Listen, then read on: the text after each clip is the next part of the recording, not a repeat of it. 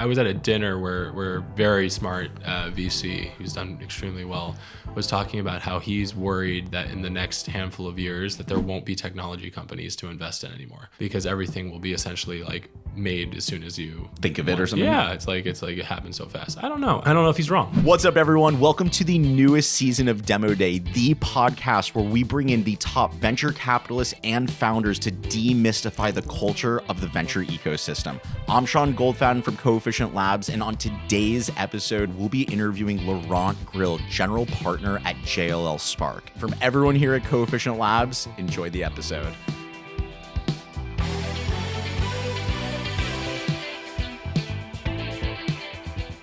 I think that there's this weird perception that we're like all mega wealthy and like we don't work and there's that perception. That was I had no idea how VCs had to raise money. I thought everyone in VC was just ultra wealthy, and I didn't realize that they go through a similar process as founders. If anything, it's harder. I think it's much harder to raise venture capital funds than it is to raise for a company. Oh yeah, that's personally. what I just think that's way more.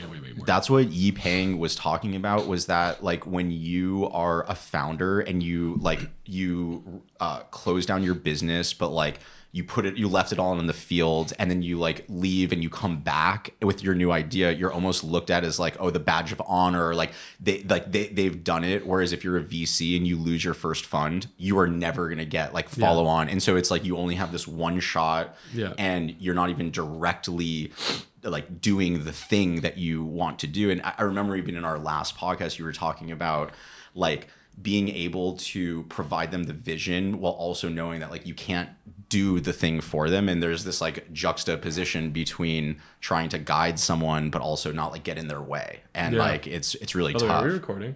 Yeah, we are. Oh, we are? All right, nice. We are live. This actually, like, it's so funny because I always see all these podcasts and it's like, wait, are we recording? And they're like, yeah. But that was great. Let's keep it. Great. We're in. Cool. Well, I think this is a great way to start us off. Laurent, thank you so much for joining us today on Demo Day. This is a really special edition for us. We've had almost a year and a half off the Demo Day show, going through the recession, going through COVID, coming back into the studio. And so there's no one that I'd rather spend it with you kicking us off for our new season here. So thank you so much, man. Appreciate you. And now in a blaze of fire, unfortunately.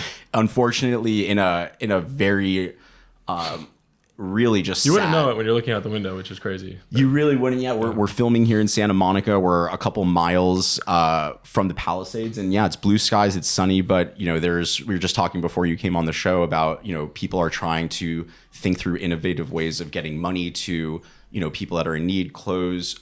Maybe you could even start us off like from your vantage point. The fires have had such an impact both on the venture and just founder side. Like, what's that experience been like for you? And for those that weren't in LA or didn't even get to like be a part of it, what was kind of like the last week and a half, 2 weeks like for you? Yeah, I think that what has been really amazing and exciting in a sort of twisted ways is watching everyone come together. And if you talk about specifically the tech community, I've seen many VCs, many founders. We're all talking on our group chats. Unfortunately, dozens of my friends and colleagues have lost their homes, many of which who have been on this podcast, many of which obviously well. Mm-hmm. And it's devastating. And frankly, there's not a lot you can say other than just trying to be supportive and roll up your sleeves and help wherever possible.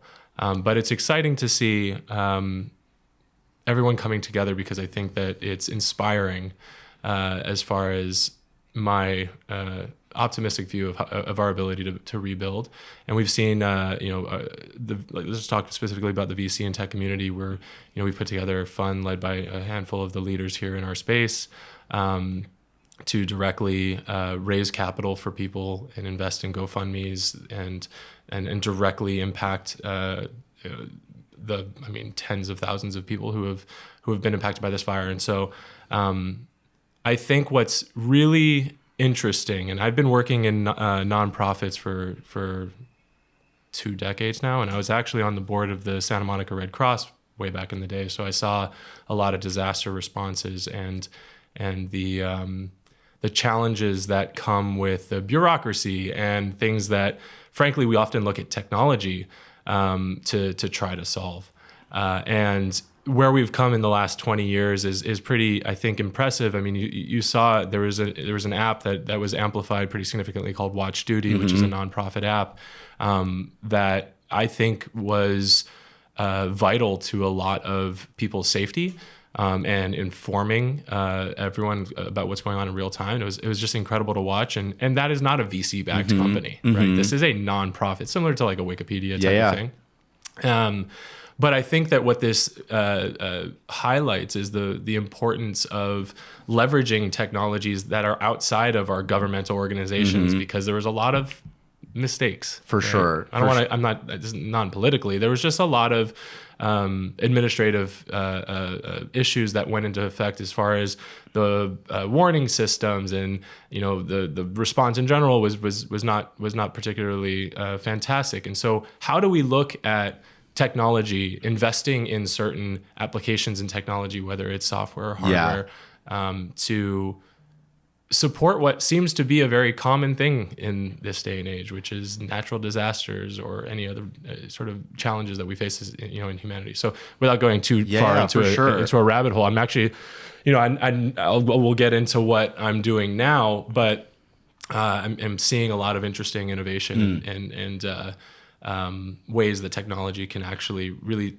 positively impact our ability to handle disasters like this and hopefully do better in the future. Yeah. I mean, I think that we as like a culture have always, even though we of course like never want such tragedy and heartache to come, it seems like, these big events really do bind and bring people together to at some extent. And so you can see it happening at like the grassroots community level with like doing like clothing donations, whether it's at like the venture and funding level of like putting monies together, or it's using like technology to help, either like find ways to prevent it in the future or provide or have ways of like limiting the damage. And so I think it's really cool to see the technology, the community coming together. But, I think what's lost for a lot of people, when you are not the person that's kind of experiencing that like major loss, it's easy to kind of feel empathy for them. But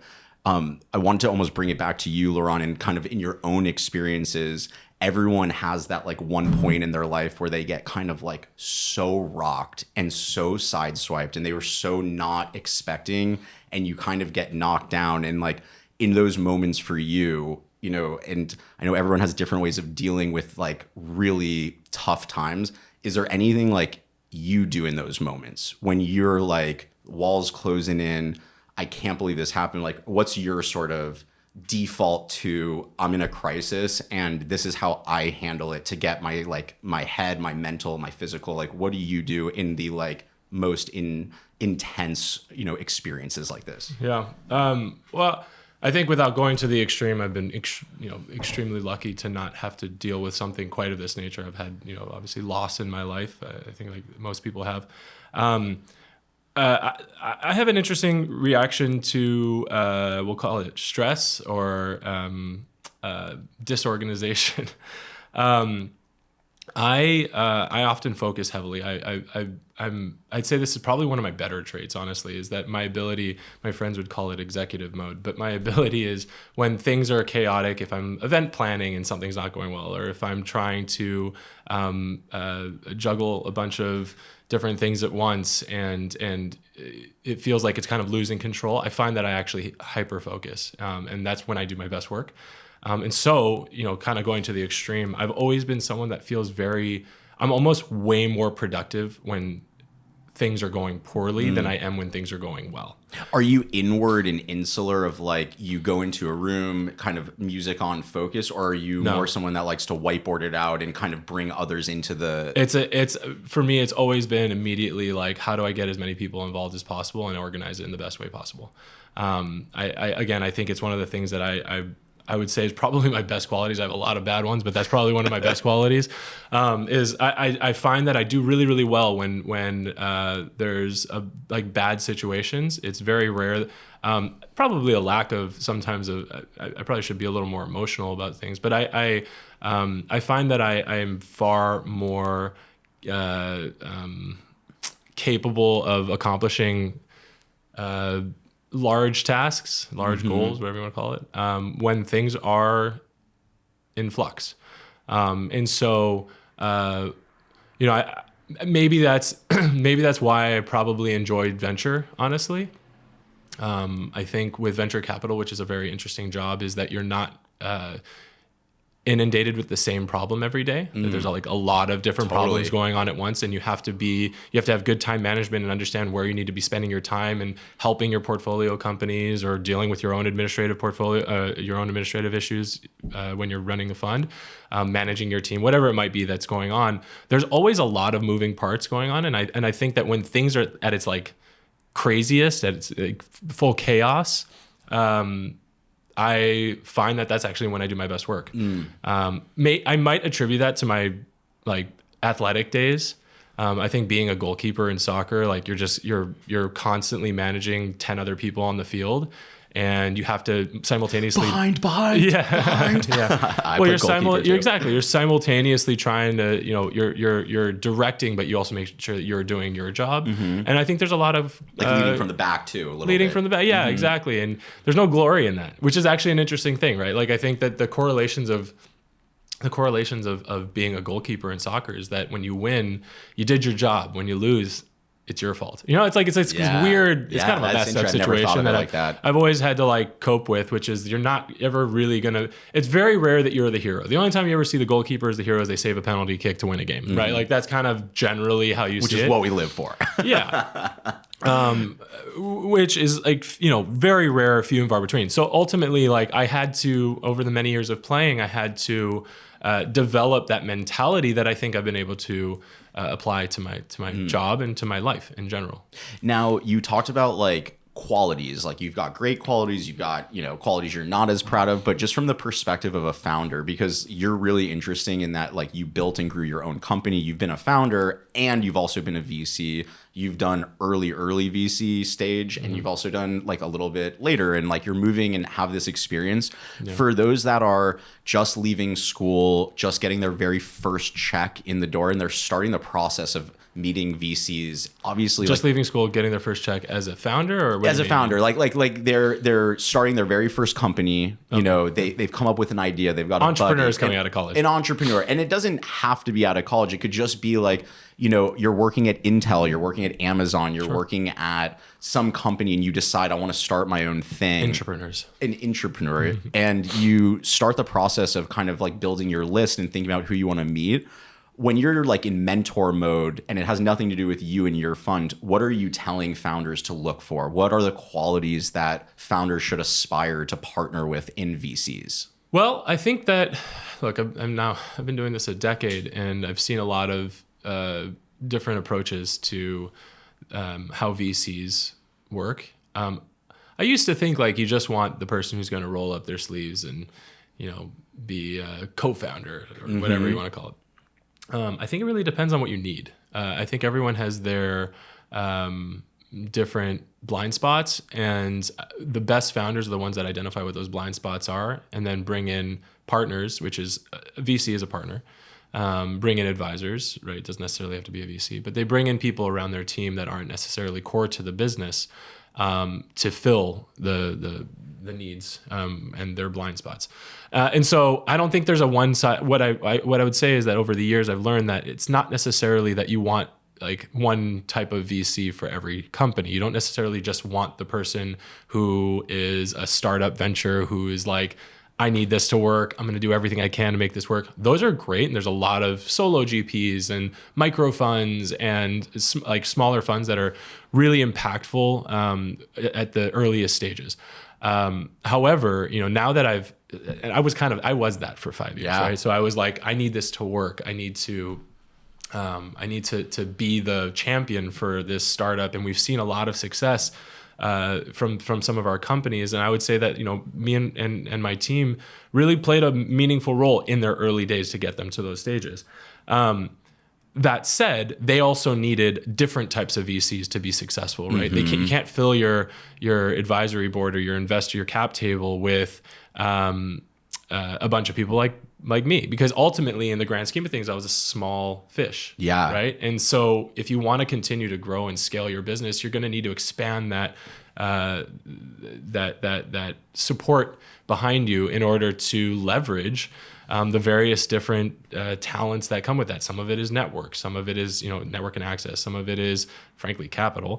There's just a variety of different things that are important. So you asked earlier, like, how can we start to evolve the podcast setting in a way where like it keeps evolving and pushing the questions? And for me, a lot of it has to do with trying my best to like peel back layers of the onion from a strategic standpoint. And so like if I was going to push back like one layer further and say like, okay, what's the next step? Like there's all these founders, they like are trying to move, they're trying to build this product. They think they figured out the problem, but they have all these blind spots and they don't even know what they need. They don't like, how do I know if I'm just joining an early, in VC, like how do I know what type of mentor or founder or VC relationship? So like if you were just like, Sean, I want you to sit down like and start to either make a list or like how do you figure out what you need at that early stage? Because it's like the most simple thing is I need money, but then you get the money and there's all these other things you need. So how do you like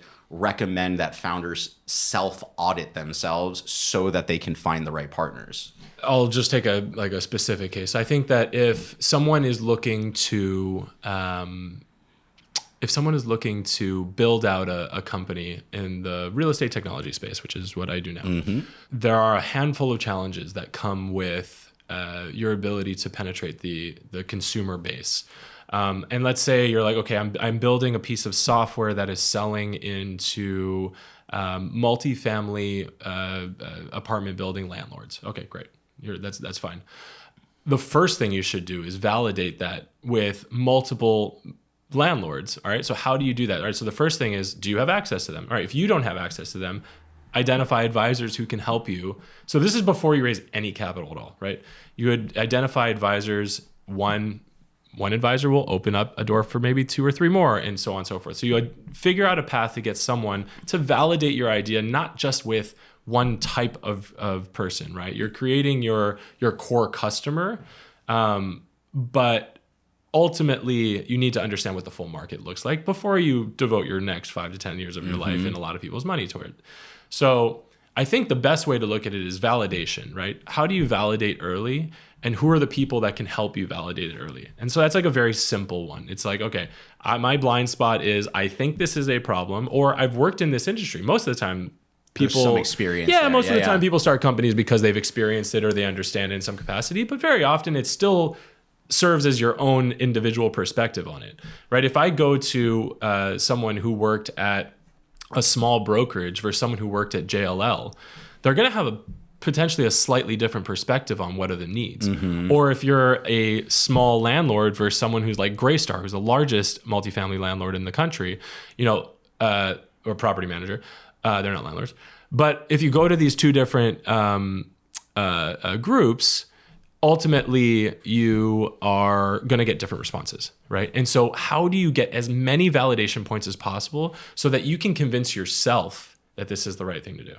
And I think I'd say that's like bare bones. That's like the very basic, and then you kind of work from there. Cool. I think that's really good advice. Not to, I'll be jumping around a little bit here, but I do think it's really great to give like context of like when you and I first met.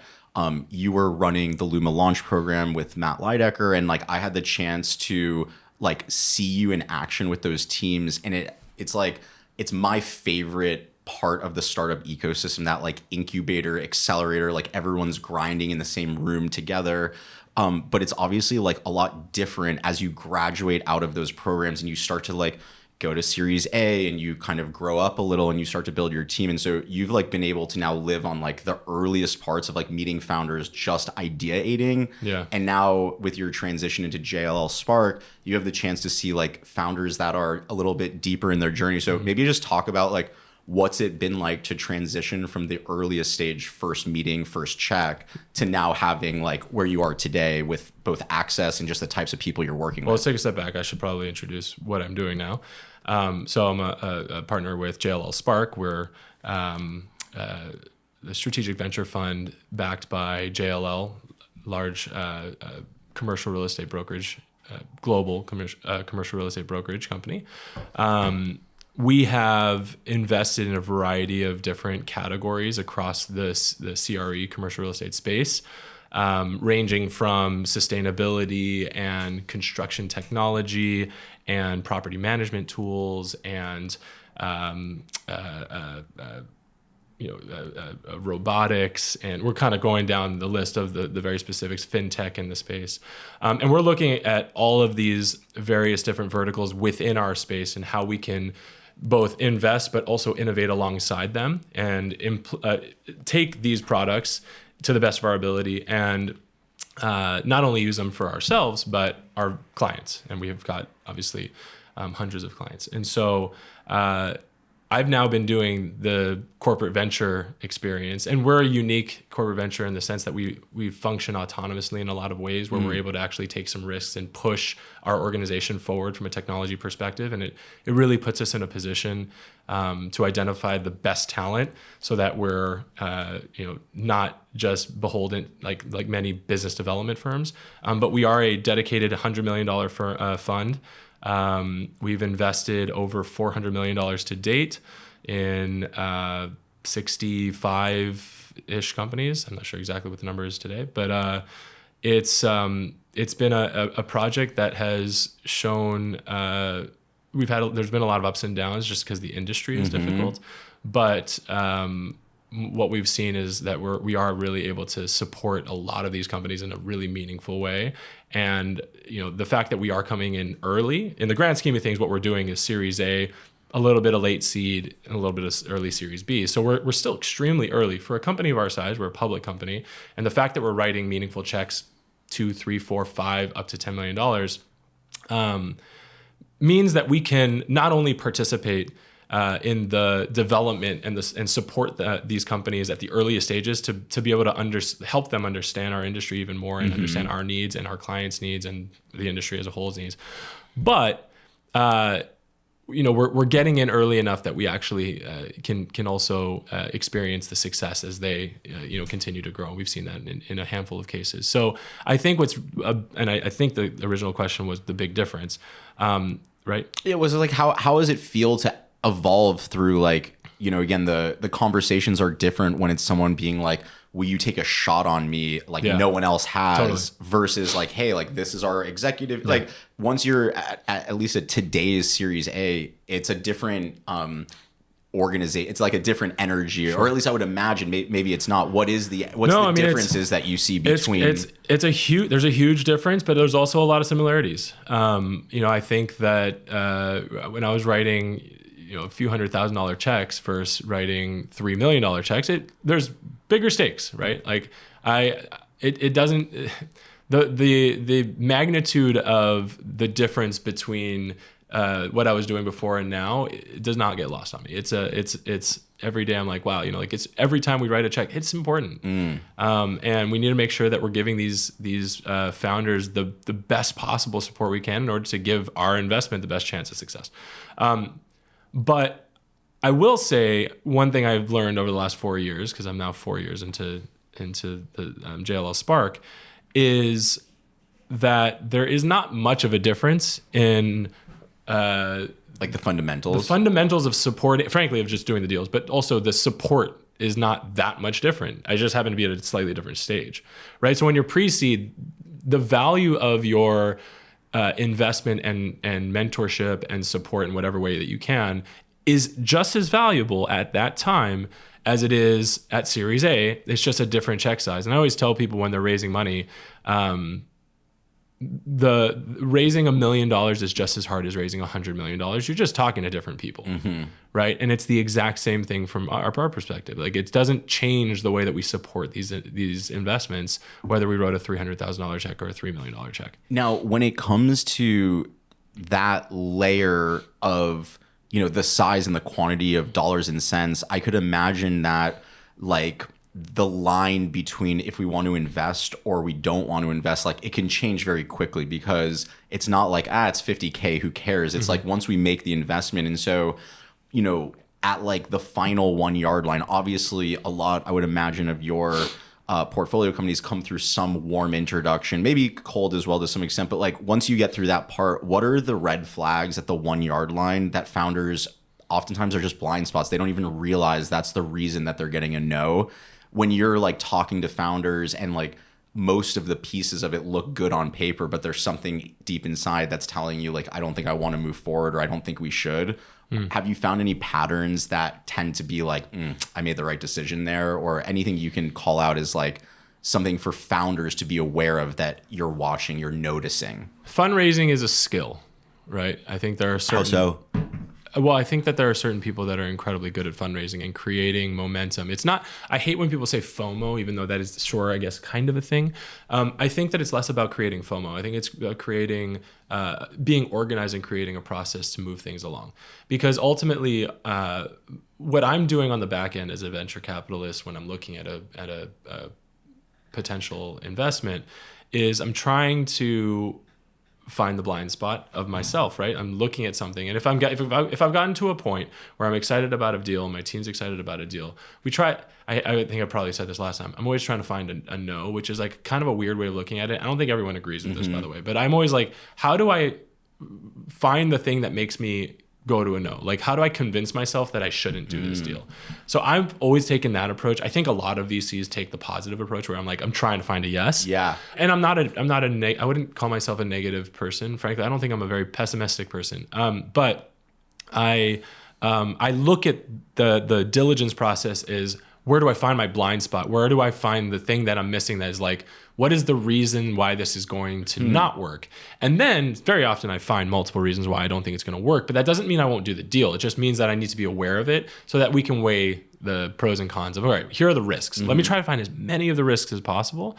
So when you're fundraising, I think one of your jobs is trying to illuminate those risks that you think I'll probably find, and then Almost like getting ahead of it and say, look, I'm fully aware of, here are the risks that exist for our business for whatever reason.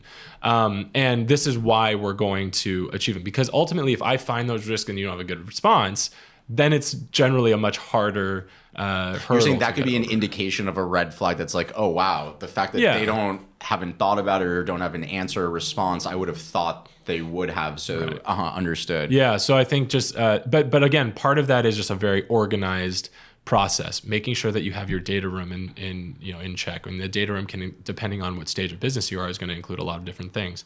And so I think getting ahead and being hyper organized and also driving a process. Like, many founders are very apathetic, which is totally understandable, especially if they've never really raised before, where they're kind of just waiting and being like, okay, like, hey, like, where are you guys at? Versus we're looking to close by this date. What do you need from me?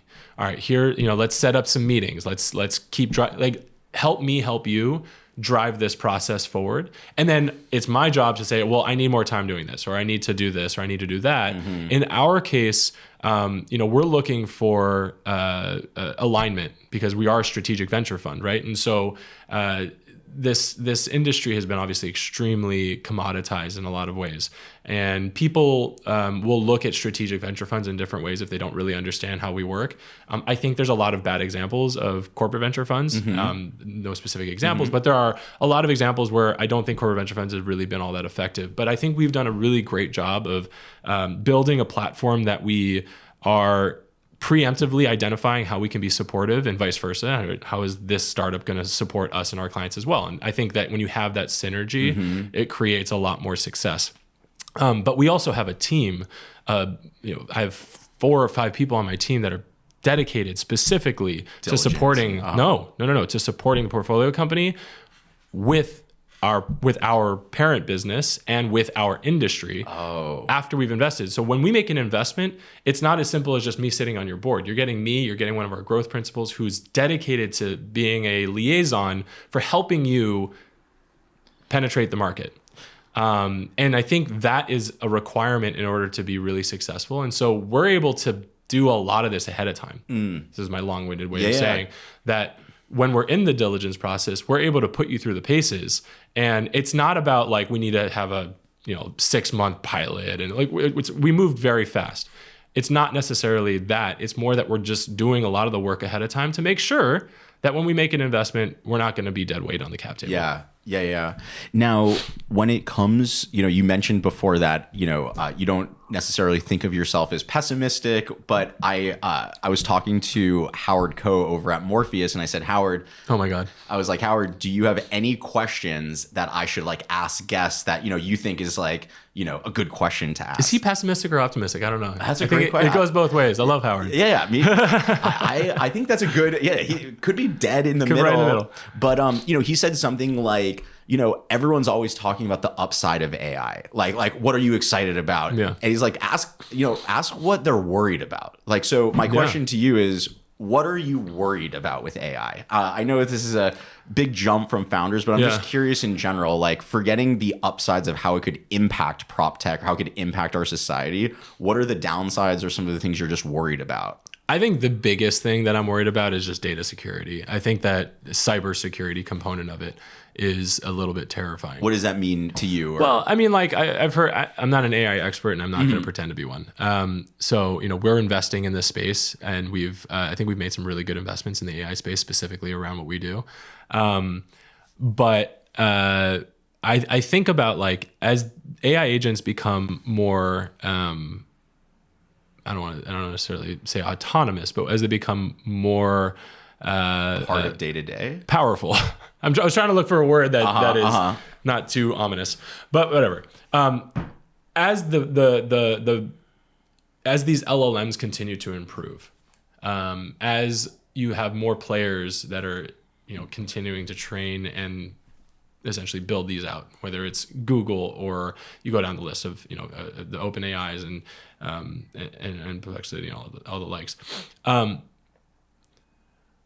My biggest concern is the self-awareness component, and goal-oriented AI agents will often have shown to often do whatever they need to do to get to the goal. Yeah. And so, I don't know. I've heard some like crazy stuff. Like, I mean, think about just like banks. Your money's not sitting in a room. Mm-hmm. Your money is electronic. Encryption could become obsolete. There's because you're saying AI could crack encryption or like the supercomputer. In a matter of seconds. And so how do we compete with that? Right? What do we do when you can no longer keep bad agents from penetrating the things that are core to our society? Yeah. And that's like, I'm talking like the financial institutions. Okay. But what about our like utility grids? Right. There's a whole list of other that don't have the best CTOs or like the best infrastructure of like security and things like that. Yeah. And what about, in our case, we actually look at cybersecurity protection, including AI, but a variety of other things. Cybersecurity protection around smart buildings, right? We have a lot of buildings that are running on software now. Whether it's your elevator systems, your HVAC systems, your security access control, all of these products are technically hackable. Right. And so there's this huge, and then you have sensors. I'm looking around here. I don't think you guys have anything, but no sensors in here. Yeah. But you have in many buildings, you have multiple sensors, and you have all of these things that are technology that's connected. Yeah. Which also means that connection can be hacked. If that connection can be hacked, with AI, it can only accelerate that process. Mm-hmm. So I'd say that's what keeps me thinking. Yeah. A lot of people will talk about like jobs and stuff, and I think that's a huge part of it. Mm-hmm. I'm actually less concerned about that because I think with every technology advancement, we've always created jobs around them. And I'm very hopeful that that'll be the case. I'm more concerned with the cybersecurity component. Do you feel like, because I think it depends on the industry, but is AI just like taking over every conversation you're in? I was showing another VC, the product that we've built here at Coefficient Labs with our UGC videos. And I remember you and I sitting at dinner at, what was that place called? Wallflower. And you were like, this was years ago. You were saying about how like, we need to start to like get the AI agents and like this could all be automated. And I'm talking to someone yesterday and he said like, if you came to me in a year, regardless of your growth or how much revenue, and like you don't have AI as part of this flow, like each space, I just like wouldn't be interested, excited because I know there's people that are chomping. Is that how you feel the whole ecosystem is, that like every company needs to have it as part of it? I haven't seen an investment that we were interested in doing that didn't have an AI component. Really? Now I think what's an important distinction is that AI is at this point is like very similar to saying I have a website, like a Kleenex. Right. Well, no. What I'm getting at is like it's foundational to any technology company moving forward. I was at a dinner where very smart VC who's done extremely well was talking about how he's worried that in the next handful of years that there won't be technology companies to invest in anymore, because everything will be essentially like made as soon as you think of it or something. Yeah, it's like it happens so fast. I don't know. It was a little bit scary, but I don't know if he's wrong. I mean, I think it'll be interesting to see what happens. Like, what does like a tech company look like when you don't necessarily customer support is all AI, and that ties into customer success, and it's like you just have strung together teams. You've strung together a bunch of APIs to be able to build a startup. So it's like, what is the future of technology look like? I think is a very big question. Yeah, that I'm not nearly smart enough to answer. Do you care? I mean, I know you care about it, but like, is there a means to that end of like, or does it just you end up going into these like circles of, you know, like, does it even matter? Do you spend time thinking about that? We need more general contractors. We need more people who build with their hands. Yeah. Robots aren't quite, I mean, robots can do these things, but it's not cost effective yet. So I think if you're someone coming out like, look, build a general contracting company that's, you know, leveraging all of the best technologies, and you'll do just fine. I hate to say it, but in LA, we're going to need a lot of general contractors over the next few years, right? No, I'm kind of joking, but I'm not. You know, I think that technology is at an interesting place right now. I think we're at a juncture that it could go a handful of different ways. Your original question was, will I look at, or something about AI, and I just think that AI is fundamental to any technology company at this point. None of the companies that we're investing in, frankly, 95% or 98% of VCs are investing in are foundational AI businesses, right? Like very few of us are investing in the core large LLM, like you know, the ones that we see in the newspaper, and a lot of them are coming from the big companies. Right, it's Microsoft, it's Google, it's these large, it's Facebook, and so on. It's these large public companies that have the infrastructure, have the money, have the capabilities to support what is required essentially to compete in this space. And so, and I'm not saying there aren't other companies doing it, but it's just that it's the amount of money that's going into it. So what we're investing in is the application, right?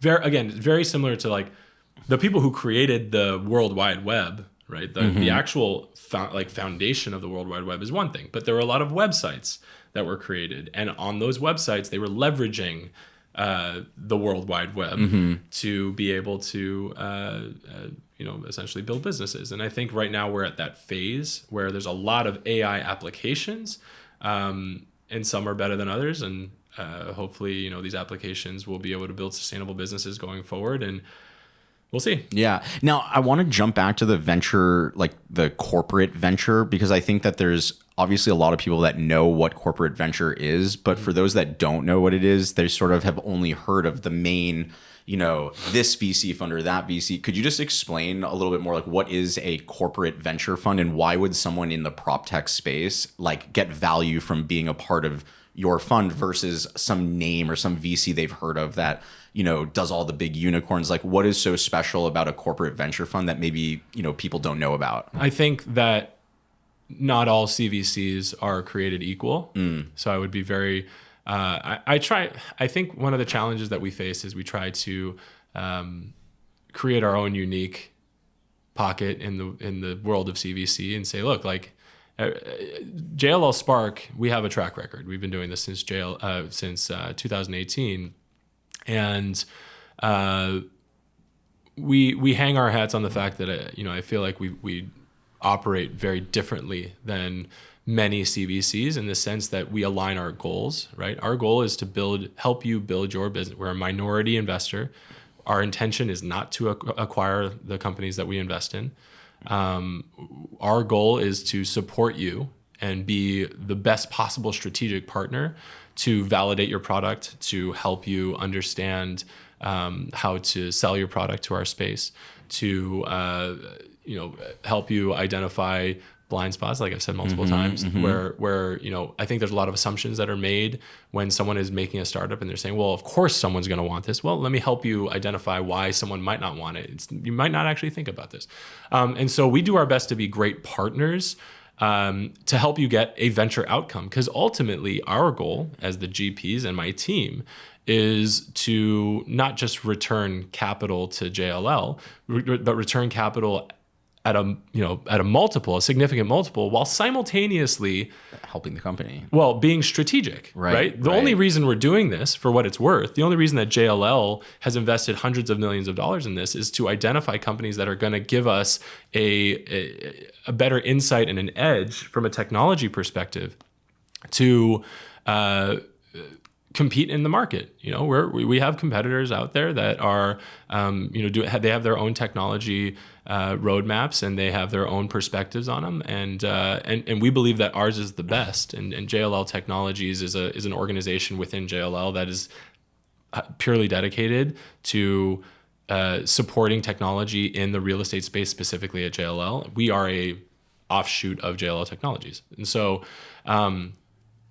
I think what we're doing is really innovative and different. Some people might say otherwise. They might not know, but I think if you talk to our portfolio founders, if you talk to I won't say that. But if you talk to our portfolio founders, I think you'll find that the vast majority of them have really achieved a lot of success by partnering with us. And so when you ask why would you go with us over someone big, I actually don't necessarily think it's about that. We like to work alongside other venture capitalists. Our goal is not to be an acquirer. Our goal is not to own this information. Our goal is to be a partner in this so that we can all kind of rise the tide. And so I'd say that something that I've always, I've been doing this a long time, and I did this with Luma. I could never do it alone, right? I could never be successful by being the only investor. Well, I have the same approach with JLL Spark. We're always looking to partner. We've invested in other venture funds in our space where we're very close with. I've done multiple co-investments with tons of other prop tech funds, as well as a lot of other traditional funds. I find that our relationships are always really, really dynamic and successful because we're strategic. I actually think it's like because we live in our own verticalized world, our ability to partner and work with other venture capitalists is a lot more synergistic because we're not really competition. We're there to help the tack on and grow and push up. Exactly. Yeah. Now we obviously have our own. We take board seats and we'll lead rounds and we will do these things. But I wouldn't say that we're the most sharp-elbowed group. When you look back at your growth as a VC from Luma now to JLL, obviously it's not necessarily a regret because everything that's happened to you has gotten you to where you are now. But when you have time to reflect backwards, what's a weakness or blind spot that you now see had you had worked on earlier in your career, 10, 20 years into it, you would be in a better spot? And I'm just asking mostly for again, the up-and-comers that maybe have blind spots that they're just I never thought about that, or I didn't think that was important. Is there anything that you've learned that's really important about being a VC that you just really wish you had paid more attention to at the very beginning of your career? Yeah, I don't think it's necessary. I'm not going to necessarily say something I wish I paid more attention to, but what I would say I learned is that track record is something that takes a very long time. I think that, it's funny, when I was first starting off, I was like, I have a track record after a couple of years. And it's not really, right? And now I'm 10 years in, I'm like, I have a track record. And I look and I go, not really. I've invested in, I don't even know, a lot of companies, 60, 70, something like that. I don't know. But I don't have a track record. And I've had, some success, moderate success. But I'm like, wow, this takes a really long time. And everyone I talked to when I was first starting was like, this is a long game. And this is not a game you get rich quick. I can assure you. And we were talking about this, VCs most often, at least the smaller VCs, are hustling just like every other founder. They don't necessarily come from a ton of money. Not everyone is wealthy that goes into VC. It's just it's kind of a different path of being a founder, and it's a really difficult path in a lot of ways. Again, this is not across the board. There are obviously examples that are otherwise, but this is, I'm grinding as much as I possibly can to get the success that a founder is looking to get. And so I think just the mentality of how long it truly takes to be successful in this is you got to be prepared for it, and as I said, I'm 10 years in and I'm like, man, this really does take a long time. And I look at my portfolio and I'm like, these companies are doing well. What the heck? Now, granted, the last 4 years haven't been great, right? I think we took a little bit of a step back from an exit perspective, an IPO perspective. And so timing wise, I wouldn't say I was ideal. But, I think this is the reality of things moving forward. I don't think this is this correction isn't a temporary thing. I think this is just, and frankly, it's what it should be.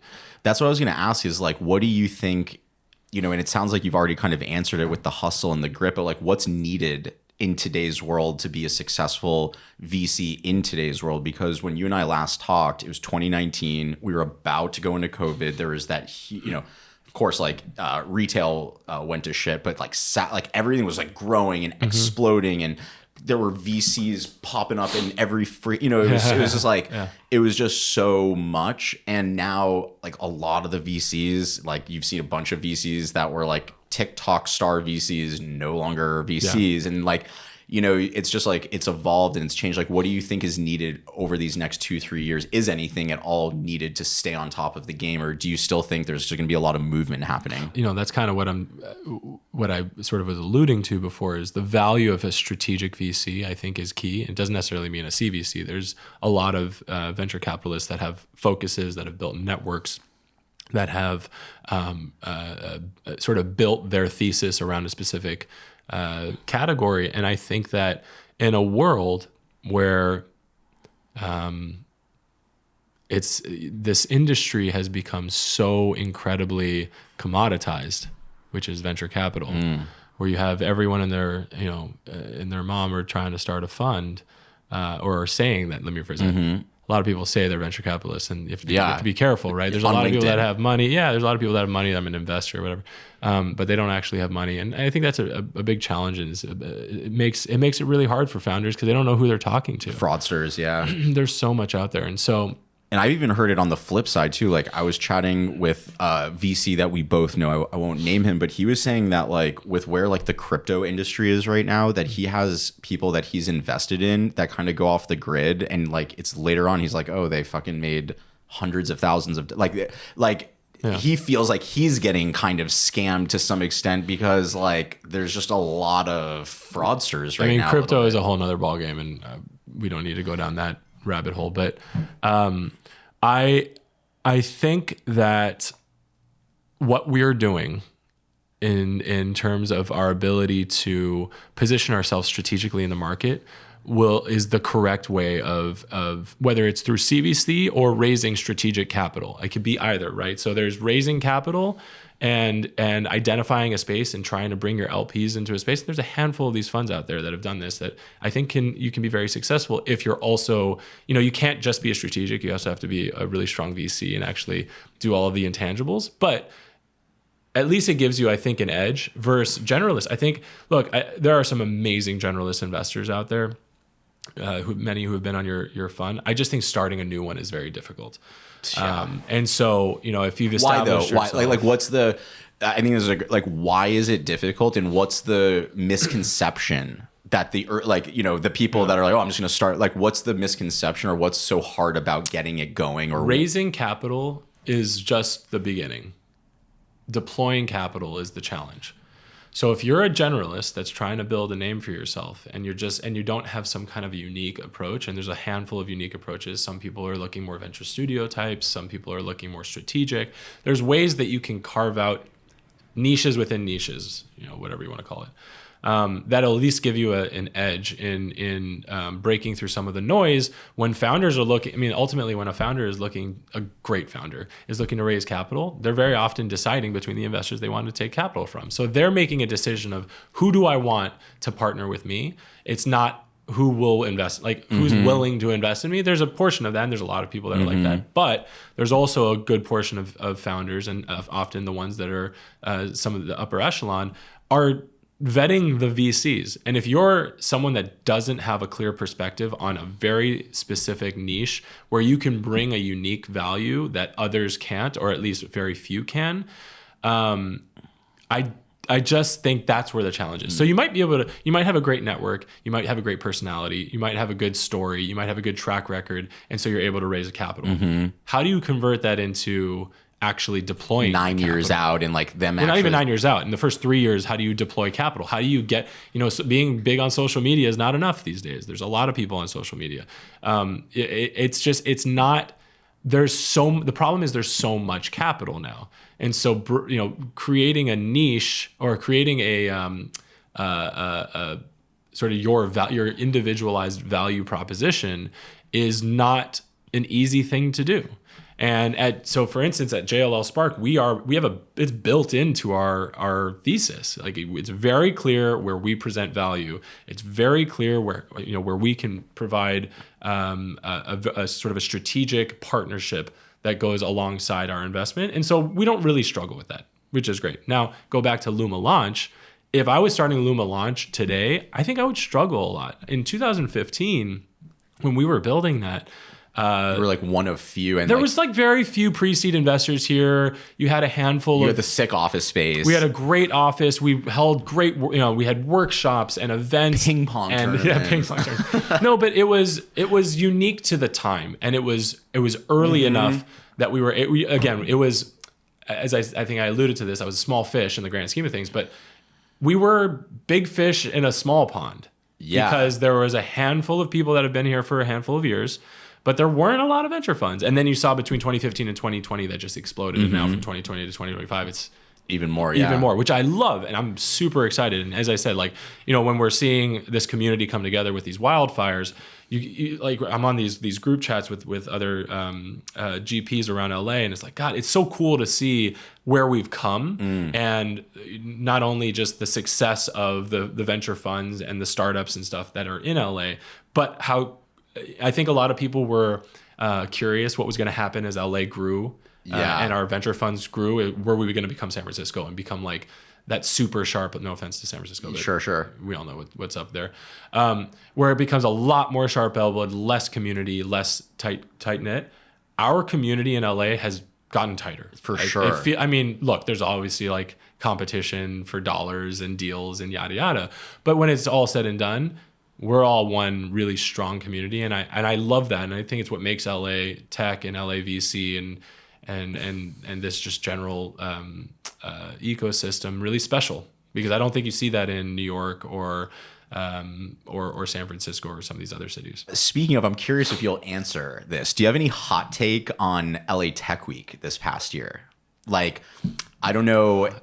Hot take. Like the reason, for me at least, it felt like this was the third year Tech Week, and like year one was so grassroots feeling, and there was like, only like 12 events or 20 events or whatever. And then the next year is like, okay, it's like building. And now it's like every single this year person. was like, there was like 2,000 events throughout the city. And like, whereas like I would see you at every single event. Yeah. Then it was like, oh yeah, like there's just too many to go to. And it just felt like everyone was using it as this example. I'm just curious if you feel like that's good for the ecosystem, if you feel like it's like moving away from the essence and it's becoming almost like meme coinified, not to go back into crypto. Well, but I'll throw it back to you, but like, what is the essence of what LA Tech Week was?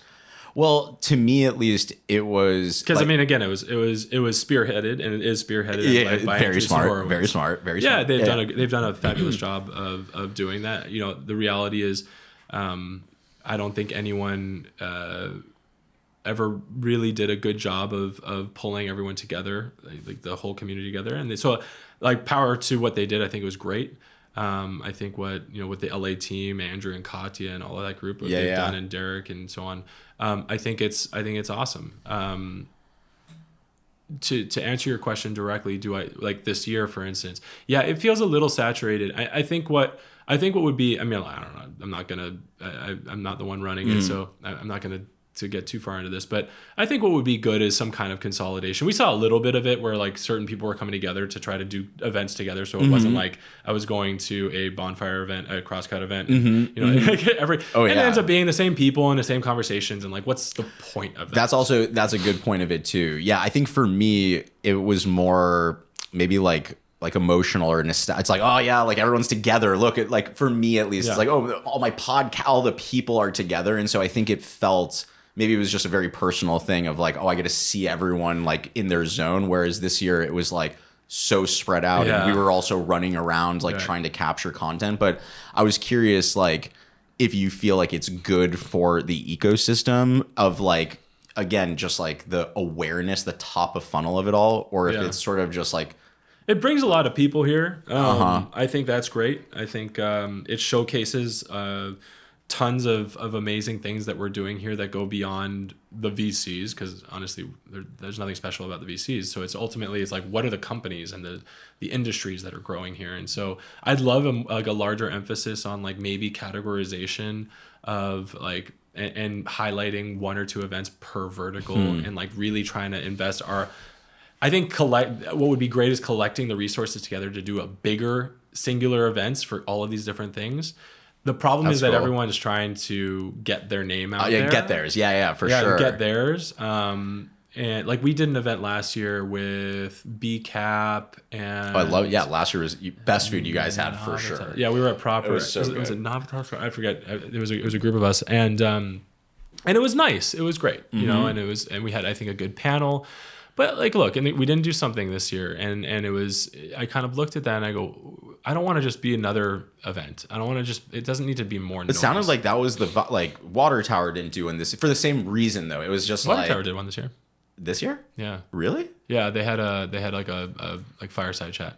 Wow, Derek, not cool, man. I'm just kidding. I think it was this year. It might have been last year. Honestly, I could be. Yeah. Last year they did the bungalow. No. Needless to say. Well, Laurent, I think, as we start to come to a wrap on the episode today, I like, very much. An hour? Yeah, we're jamming right now, dude. Yeah. I feel like the Joe Rogan show where he's like, it's been 3 hours. Yeah, no, totally. And I think like that was actually kind of leads me in your mind, like, is there anything that you're just like excited about talking about right now? Is there anything that you've been jamming with friends on, or topics that you think should be like put out into the ecosystem? Like anything that's on your mind that you think is just like, good for people to think about or consume? I think the biggest thing on my mind right now is what's going on with these fires. And not from a nonprofit perspective, for sure. I think that, it's super important what the immediate response is. I think long term, from a technology, from a real estate perspective, my industry obviously is going to be a massive force to not only support the rebuilding process of Los Angeles, but the reality, as I mentioned before, is we're seeing disasters all around the world, and they seem to be amplifying, right? And I don't want to get into climate change; it doesn't matter. The point is, we're getting a lot of these. You're seeing massive snowstorms in New Orleans, in Florida. It's like, okay, well, in Florida, yeah. There's a lot of stuff that we're gonna have to face moving forward when it comes to the way that we build infrastructure. And historically, we've invested in a handful of construction technology companies in order to create more efficiencies. But I also think separately, it's how do we think about applying material technology and applying build processes and applying various different protection mechanisms in order to combat this massive change in our environment. Which, I think technology is going to be a huge part of how we do that. And so it's going to be a lot of hardware stuff, which I think many people are a little bit uncomfortable with. But, how we rebuild, what type of materials are we using? How do we, like, detection systems? I think drones will be really interesting. Like, I always think about this, like, at what point are we going to have a strong drone system to be able to combat fires? right now. Obviously, when the one here was a whole nother ballgame when it came to the winds. So I don't think drones would have done anything. But there's a lot of situations where it's not as much of an issue. And as drones become bigger and more capable of handling payloads, like I feel like we could do some really systematic things with that, right? So I don't know.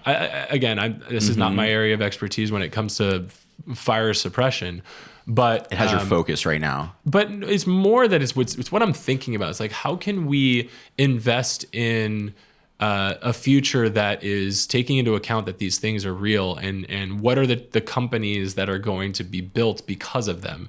As a VC, I think that you have to not think about the problems necessarily purely today, but what is the problem that's going to exist in 5, 10, and 15 years away?